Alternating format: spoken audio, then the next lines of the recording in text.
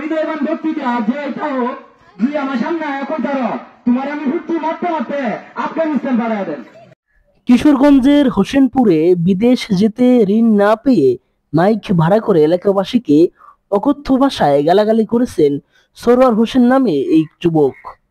Mic ভাড়া করে এলাকাবাসীকে উদ্দেশ্য করে বিভিন্ন অশালীন ভাষায় গালাগালি করার ঘটনাটি ঘটেছে শুক্রবার 17 অক্টোবর দুপুর 2টার দিকে কিশোরগঞ্জের হোসেনপুর উপজেলায়। মাইক ভাড়া করে অকথ্য ভাষায় গালাগালি করার সময় অজ্ঞাত যুবকরা 3 মিনিট 46 সেকেন্ডের একটি ভিডিও ধারণ করে। সেই ভিডিও আবার সরোয়ার হোসেন রাব্বি নিজের ফেসবুক আইডিতে পোস্ট করেন। সেই ভিডিও ফেসবুকে পোস্ট করলে তা মুহূর্তেই সামাজিক যোগাযোগ মাধ্যমে ভাইরাল হয়। ভাইরাল এই ভিডিওটি বিভিন্ন শ্রেণী পেশার মানুষের মাঝে দেখা দিয়েছে মিশ্র প্রতিক্রিয়া।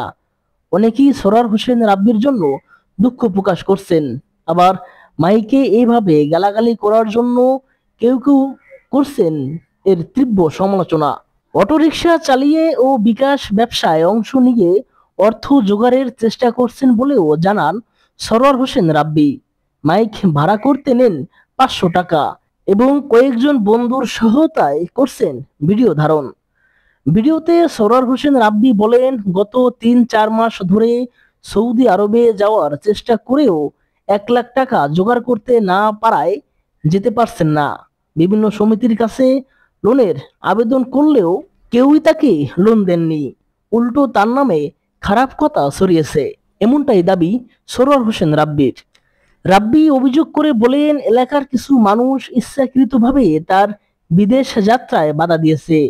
এজন্য উত্তেজনার বশে তিনি মাইক ভাড়া করে কুরুচিপূর্ণ ভাষায় গালাগালি করছেন।